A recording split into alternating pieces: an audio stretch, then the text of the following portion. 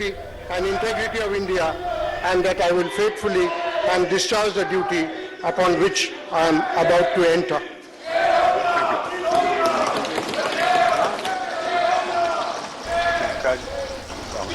तो तमाम तर सियासी हंगामे के बीच सुप्रीम कोर्ट के साबिक चीफ जस्टिस रंजन गोगोई ने राज्यसभा मेंबर की हैसियत से हलफ लिया। आपको बताएं कि अपोजिशन जमातें रंजन गोगोई की राज्यसभा मेंबर की नामजदगी की मुखालफत करती रही हैं। President of India, and we should not do anything in the house.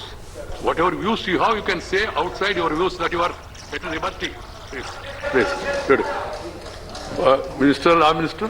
Sir, no discussion, but we want to. This house has a great tradition of many eminent persons coming of diverse field, including of former chief justices being nominated by those who I regretfully I say I shouted.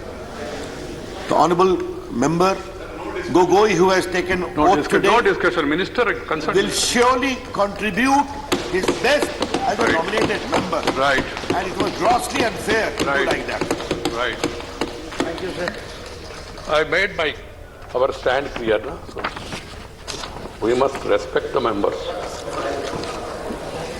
Honourable members, I refer with profound sorrow to the passing of Sri M. Madanna, a former member of this House, on 6th November 2019 at the age of 82 years. Born in June 1937 at Sira in Tumkur district of Karnataka, Sri M. Madanna was educated at the Acharya Pathshala College and Central College, Bengaluru. An agriculturist, Sri Madanna served as the president of the town cooperative bank. तो नाज़रीन आपको बताएं कि supreme court के